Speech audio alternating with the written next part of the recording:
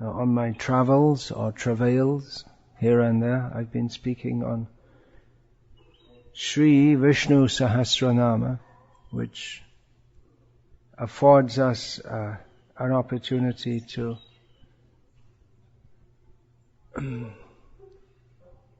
consider the teachings of Srimad Bhagavatam specifically by focusing on the qualities of Krishna as Vishnu, who is the who is he, what is he, that is described in Vishnu Sahasranama. But before I speak on that, I'd just like to say a few words about why I'm here. One reason, major reason, is because about 3 years ago, in Prague, in the Czech Republic, I had a program there, and Vedanta Krit Prabhu was there, and he invited me to come here. So I just met him after Mangalarti. He's off on some business today, whatever. But I'm also very interested in these farm communities, and I presume that every follower of Srila Prabhupada has to be, because it's such a major part of Srila Prabhupada's mission. 50%, he said. 50% of my work is to be done, Varnashram. And if you consider what Prabhupada did, which was inconceivable and impossible for anyone except Srila Prabhupada, it seems. What a unprecedented effect Srila Prabhupada had on the spiritual life of the world. And he said that 50% of my work is still to be done in establishing these communities. Then we have to be, if we're followers of Prabhupada, we have to take this very seriously. So, this is my first time coming here. It's 1,400 acres of property is no small, it's not a little plot outside someone's house in which they grow a few vegetables. Especially in India, I mean, we just can't imagine such a huge plot of land. So it's very great potential.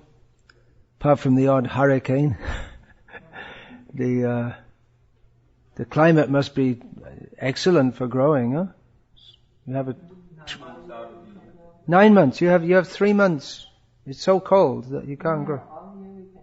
You have it all the year round. It's limited for 3 months. You can only do greens and beets and some other root things. Well, I mean, you can grow something. I mean, a lot of the places in the world, they have 6 months or less growing season. Cows can also be pastured all the year round, yeah, and beautiful grass. This is new Talavan. You have tal trees with fruit. We have fruit trees, but I don't think we have tal trees. Tals are palms, right? Tal means palm, yeah, but especially it's described in Krishna book how the cowherd boys, they wanted to eat the palm fruits. So there are many kinds of palm. It's like a generic, to say palm tree, it's a jhana, what do you call it? So, but the specific ones that is very common in India, they have fruit trees. And in Bengal, they also take the juice from that tree and you can drink it, and they make it into gur. Just like you have gur from sugar cane, from dates, and you can also make tal gur, palm candy, I guess you call it, raw sugar candy. It's very sweet, very intoxicating. the drink is... Oh.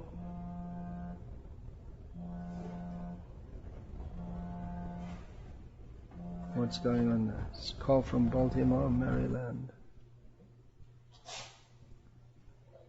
Well, maybe you could try for that, because the climate here seems to be similar to Bengal. Yeah, except we do get some frost. In January, it wouldn't be uncommon common for weather. Oh, frost and freezing limits many of the crops. They won't grow; they'll just be killed. When I say many of the crops, I mean those that were growing Bengal. It's not tropical then.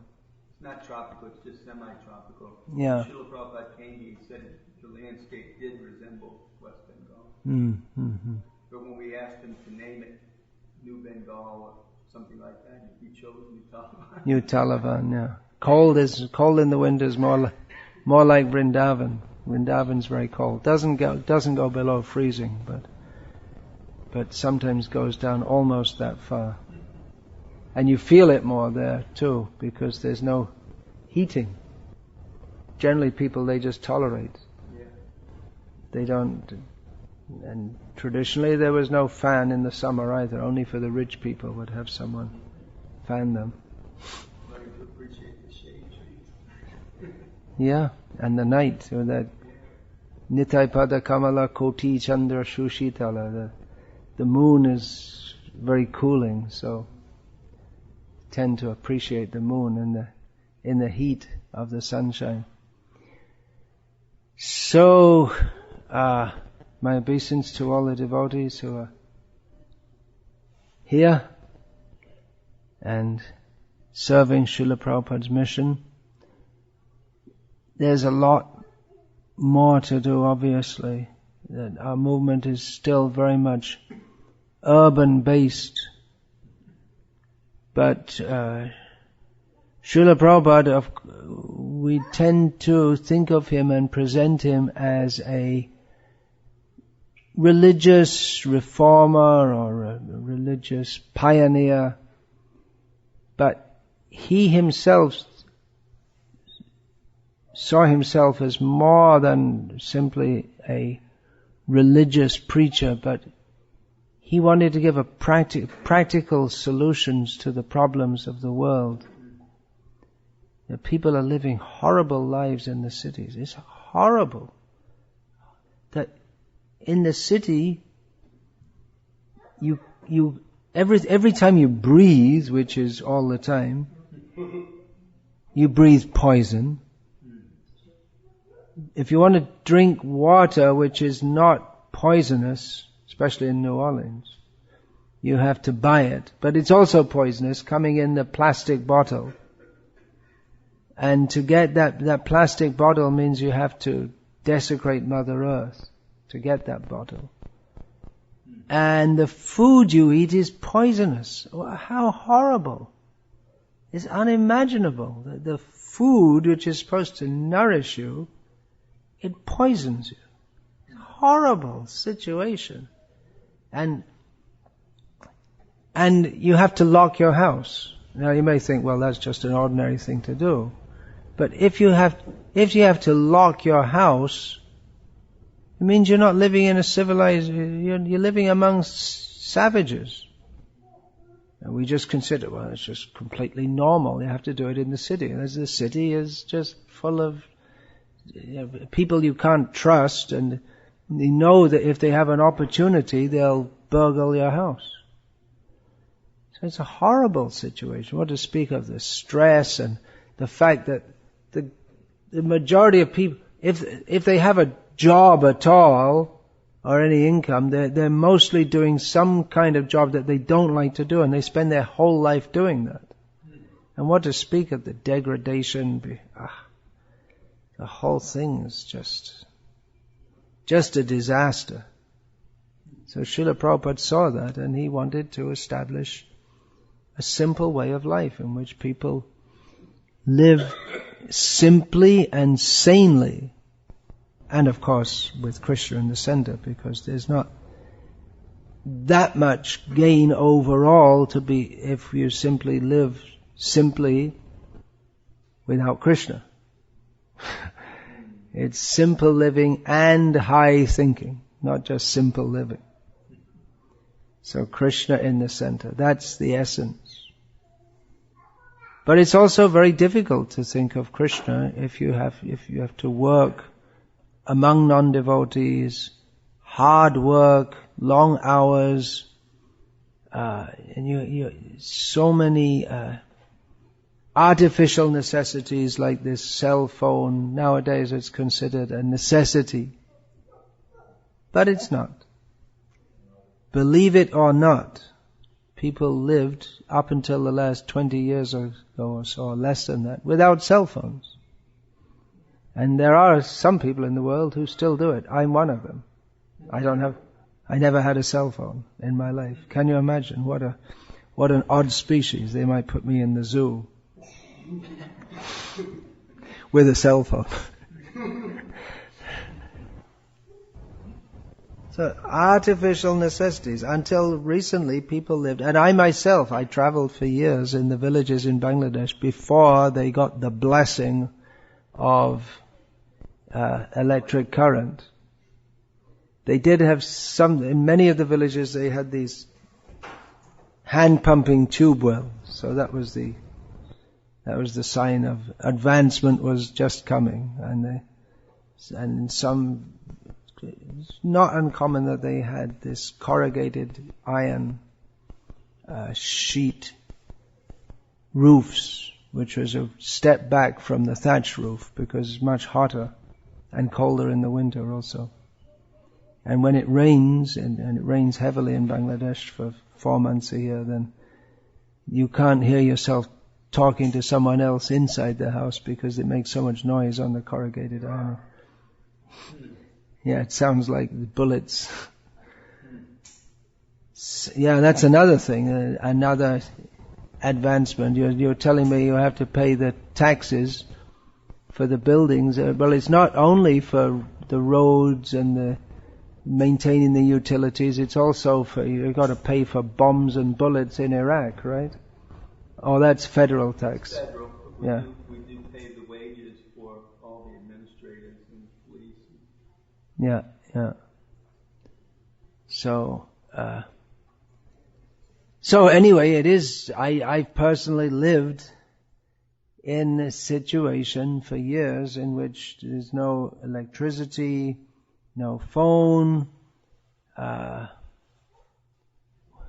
Well, electricity covers pretty much all of it, doesn't it?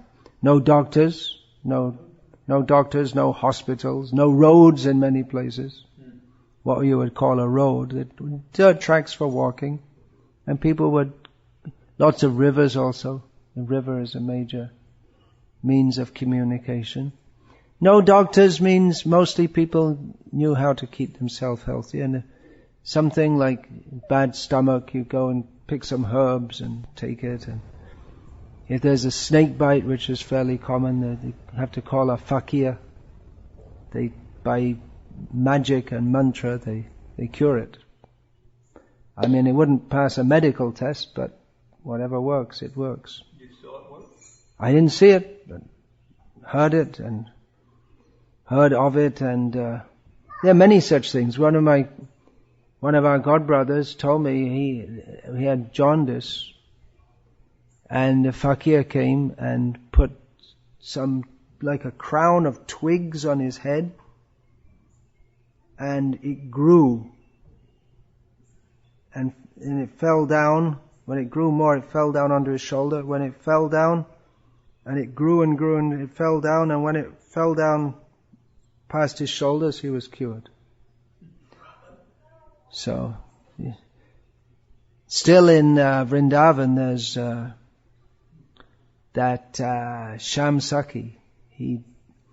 That was the name of his father, but he's kept the same name because everyone knows it so well. Who cures jaundice by puts you in a tub and pours water with mantra, and all the water becomes yellow, and your body stops being yellow, and it's finished. So, people may not believe it, but such things are going on. And yeah, the fatality rate would be higher, people dying from disease. That's also birth fatality is quite high, and infant fatality is quite high compared to city rates, but of course people had a lot of children. And those that lived, they'd be stronger also. Whereas nowadays, a lot of the children, they live, but they're very sickly all their life. Anyway, simple living.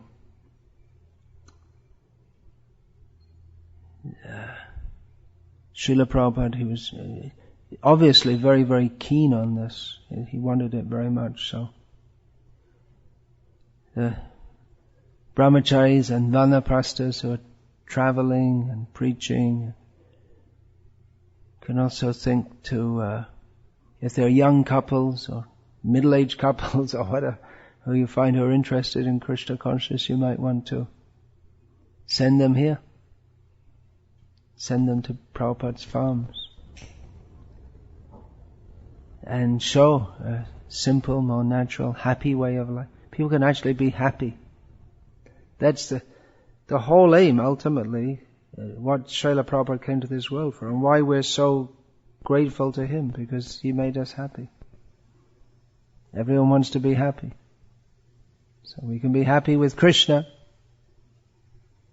and even in this world, Krishna himself showed us how to live happily by protecting the cows, was the central part of Krishna. He was known as Gopala. Gopala, Govinda, Rama. Rama means here Balaram. So, happy Krishna and happy devotees. Okay, so speaking on Sri Vishnu Sahasranama, name 163. So, made some progress here, some start, but still, let's see, 836 to go after this one. No, 837. So, this name, I'll say it along with the next name. Name 163 is Niyamah, and name 164 is Yamah. So these two terms are well known particularly from the Ashtanga Yoga system. In Ashtanga Yoga, 8-limbed system of yoga, the first two are Yama and Niyama. Yama refers to general moral rules, you could say. And Niyama means specific rules. As a personal name, Niyama means the controller. So, rules are given. And rules are to control our life. There are certain things which everyone should do, basic rules. One should not steal, one should not lie, one should not cheat, one should not inflict harm on others, physical harm. These are basic rules which everyone is to follow. So, this is all part of dharma. We find that Bhagavad Gita is called Yoga Shastra. Arjuna was interested in dharma. Arjuna's objection to fighting was on the grounds of dharma. But Krishna brought Arjuna to a higher level of yoga. So dharma, ultimately the dharma and yoga mean the same thing. But dharma, as generally understood, means rules for living in this world. And yoga means the ultimate purpose for which one should live in this world and how one should get out of this world. So Arjuna's arguments for not fighting, they were on the basis of dharma. Social consciousness. And Krishna brought Arjuna to spiritual consciousness. But the basis of both of them are the same.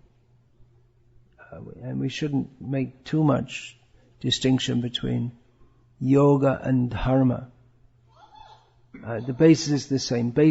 Sometimes dharma is translated as morality.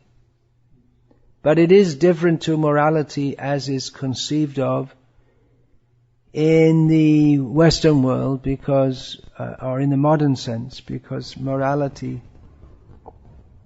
is considered to be relative. And often it's considered to be user-defined, that you can have your own standard. Of course, many morals are reinforced by law. So if you have your own morality, that it's just like honor killings. It's inconceivable to the Western mind, but there has been not only in the there has been in the Christian world also honor killings in the past. So that's outside the imagination of people in modern America, most people. But it is considered acceptable in some cultures. So it's very different morality, isn't it? And in Hindu culture, cow killing is considered something impossible, or at least used to be. Whereas in America, they just think you're stupid for not killing cows. Why? What's wrong with it? In fact, I remember seeing as a child an advertisement in the newspaper for a famous British charity called Oxfam. And they showed a photograph of a man starving to death in the drought and famine in Bihar. That was much publicized going on at that time. Though when I came to India later and asked about it, no one knew anything about it. They said there was a famine in Bihar, but later when I went to Bihar and asked them about it, no one remembered it, or there hadn't been. It was just something they made up, it seemed. So, there was a photo of an old man who was very thin and standing next to a cow. And the old man looked very sickly. Of course, old men often do look very thin and sickly anyway. But their advertisement is that you should give money to our charity because we're not only feeding people, but we're educating them. And you see, of course I'm paraphrasing this, here's this stupid man who's starving to death, and there's a cow there, and he won't even kill it and eat it, which any sane person would do. So it's a very different standard of morality. But the morality that is suggested, that is given here, the controller. Krishna is the controller. He rules. There are different ways of ruling or controlling. There is Shastra and Shastra. So Krishna is weapons and scriptural injunctions. And there also, Krishna has one more, which no one else has, which is the control over the whole material nature. So, Krishna is the controller, and particularly, he gives the rules of dharma. He controls material nature. We get different bodies. How do we get different bodies? That is by karmana daiva netrena jantur deho papaptaye. According to our karma and under the supervision, under the control of the Supreme Lord and His appointed agents, we get different bodies. So, He is the one who assigns and directs. He assigns different roles to different people. Just like that question came up a few days ago, that someone's asked me about Srila Prabhupada calling Hitler a Shaktyavesh avatar. And, no, an empowered incarnation. So I replied that they probably misheard. Empowered, yes, because everyone gets power from Krishna. So empowered, but not an incarnation. Maybe the opposite. Instead of coming down from the spiritual world, he came up from hell. So, but empowered, yes. In one sense, everyone is empowered. Even to fiddle around with your fingers on the floor there requires some power, right? Requires some energy to do anything, to be a mother, a father, whatever. It requires whatever power we have comes from Krishna. But one who has particular power, we say empowered. So that may be Shaktyavesh avatar, someone who comes down in this world to perform some specific function on behalf of the Supreme Personality of Godhead. And it may be someone appointed by Krishna via his representatives to mete out punishment to sinful persons. Now we have to be very careful. We don't know. This would be so much if we say this, that Hitler was put in that situation or given power by the material energy working under the supervision of Krishna to give punishment to sinful people. That will not be at all appreciated. But actually it's a fact. Not that Hitler wasn't sinful. But we also understand that those who he tortured and killed, they were also sinful. So these big wars they're between various parties of demons, that's all. Srila Prabhupada gave an example. He said that when I was at school, if two boys were naughty and fighting with each other, then the teacher would tell them to stand at the front of the class, hold each other's ears and pull hard. So as a punishment, they would hurt each other in front of everyone. And that was so Srila Prabhupada said that these wars, it's Krishna's arrangement. It's just like that. The two parties of demons, they pit themselves against each other and they kill each other. So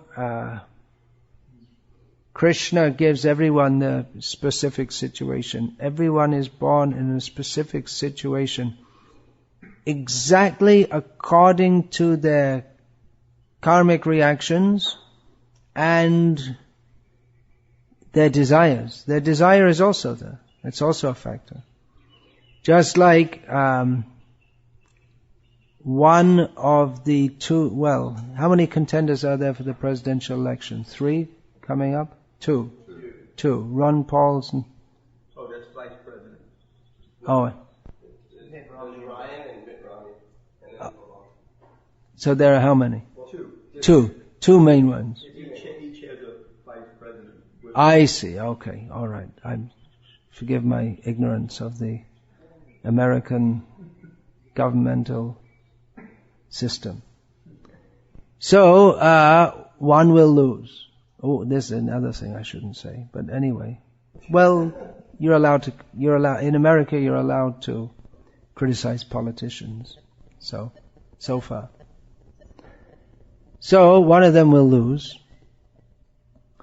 And there are also contests to be governors, and I see everywhere, they vote to be the sheriff. You vote for the sheriff also? Yeah. And for the school or something. For all kinds of things. You vote for it, it's like politics at every level, like to be the janitor or something.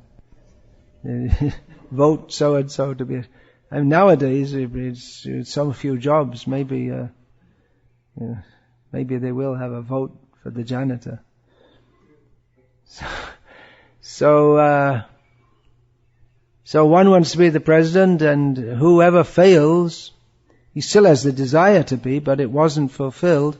So it may be fulfilled in the next life, but according to his karma. So if he has the karma to be a dog, he could be the biggest dog in a pack of dogs.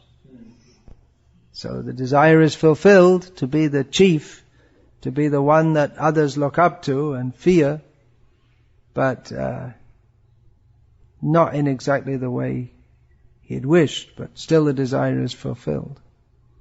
So of course, so if we consider that every living being gets their particular situation exactly according to what they have done and what they desire to do, it's extremely complex. Krishna arranges it all. And he puts people together in such a way that they can play off their karma against each other. Just like it may be that two people get married and actually they're enemies from a previous life.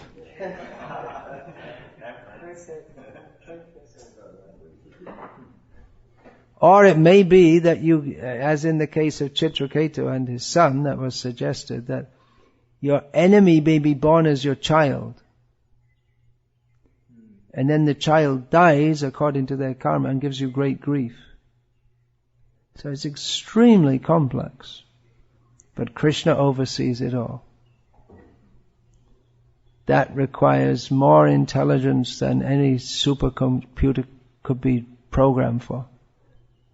Not only biologically putting them all together, but psychologically and karmalogically, if there's any such word. Well, I just invented it.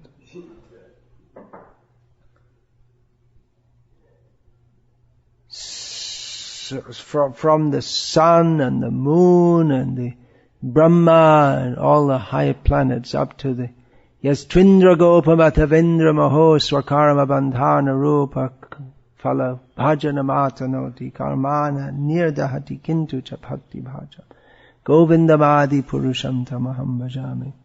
Govinda, the Supreme Personality of Godhead, the original person who we worship, he meets out the karmic fruits from Indra down to the germ and even above Indra.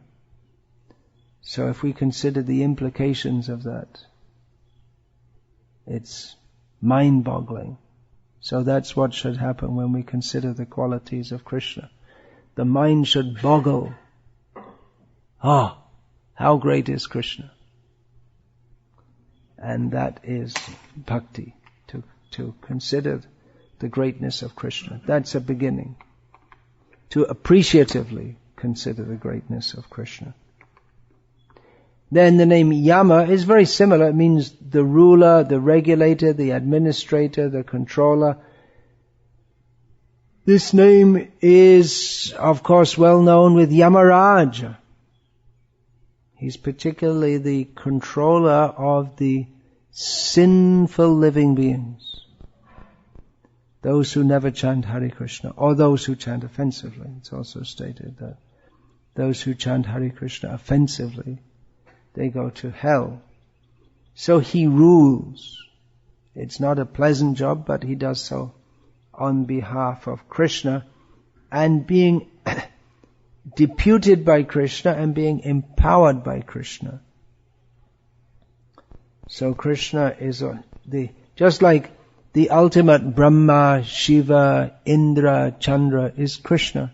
All these names, they're names for Krishna. They're borrowed names. Shiva is known as Shiva. Means auspicious. But the really auspicious is Krishna. Indra means king. But the real king is Krishna. So Yama is the regulator, the administrator, the controller. So that function he does on behalf of Krishna, who is the ultimate regulator, administrator, controller. Of course, in the spiritual world, it's more of an anarchical situation. Krishna is the supreme controller there also.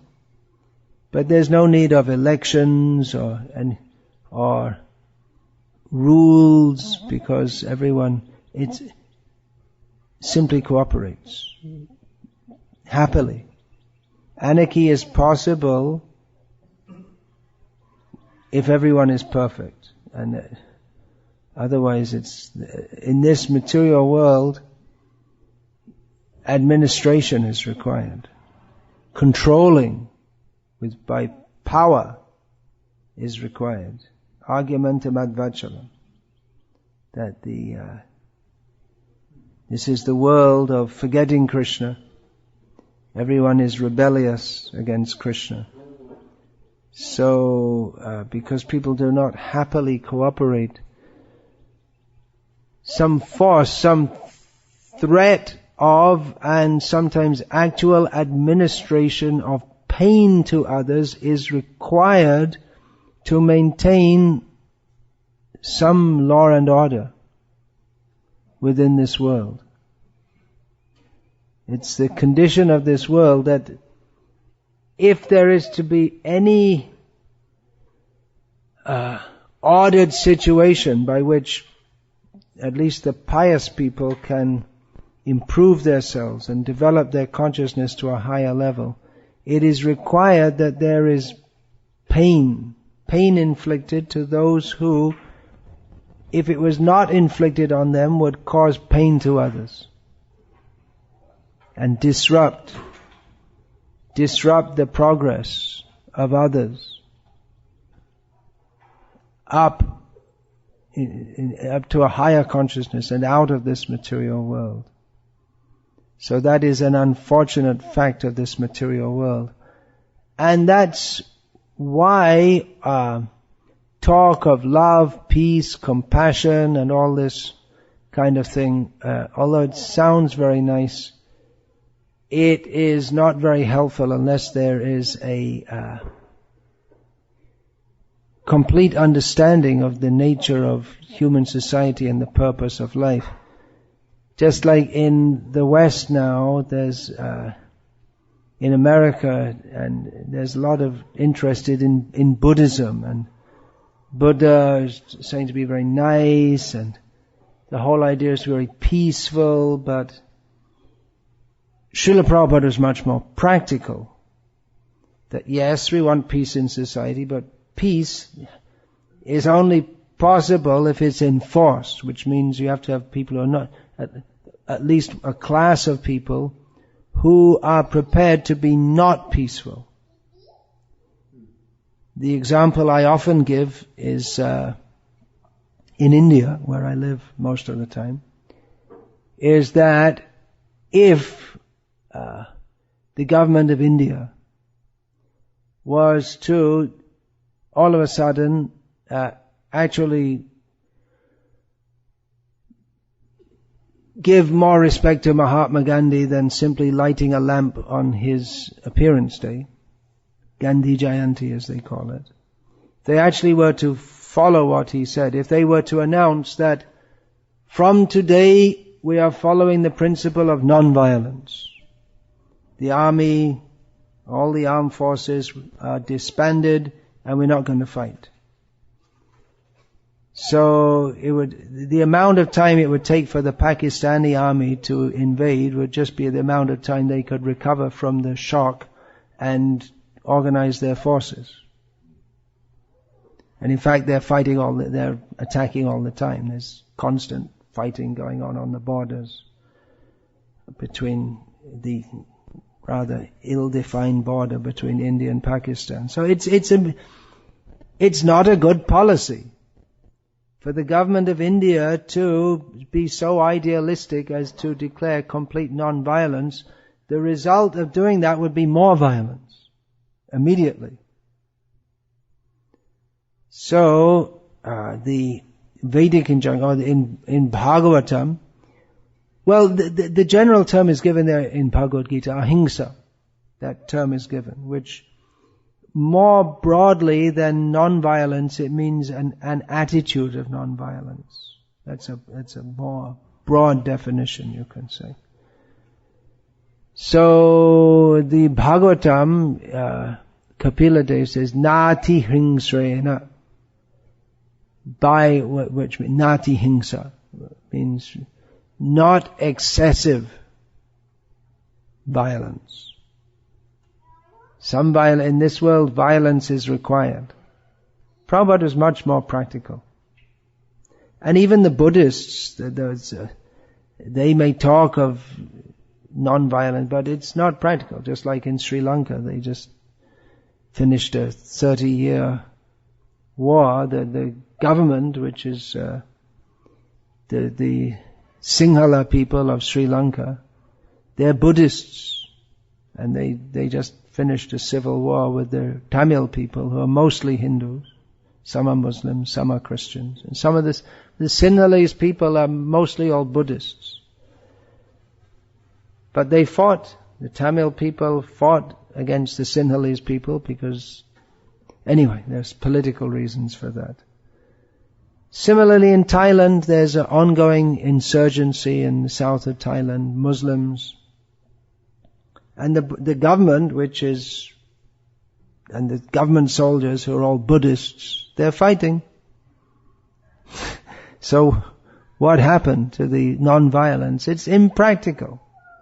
So to talk of love and peace and compassion, it's all very well, but it's meaningless unless we have a practical program for the whole of society. I mean, one person may be, love, peace, and all, but such people, they also require bodyguards, probably. Once you become a big a big guru, then people become envious, and they may want to shoot you or whatever. Actually, such people generally, they would be improved by a bullet in the head. They're cheating people, mostly all these people who love. But what do you mean love? Love for Krishna. Just love. Maybe one individual, if someone slaps him in the face, he can turn the other cheek. But it's not good to have a national policy like that. Just like Arjuna, he wanted to be forgiving, compassionate, and Krishna told him, you're a damn fool and rascal. You're trained to fight. You have to fight. Don't think yourself more saintly than me. Krishna, he didn't say that, but that was implied. So, for a Kshatriya to fight on the battlefield, that is pious, and for him to not fight is sinful. So in some cases, violence is pious and non-violence is impious. Of course, this all has to be understood very carefully, otherwise it will be misused. But the understanding, Yamah, he controls, Yamaraja, he controls by force. It's not very nice, but it is required in this world. And Krishna, Lilayatena bhuvanani jayatya jasram, Krishna conquers over the whole material world by his lila. But his lila also includes vinashayata dushkritam. It also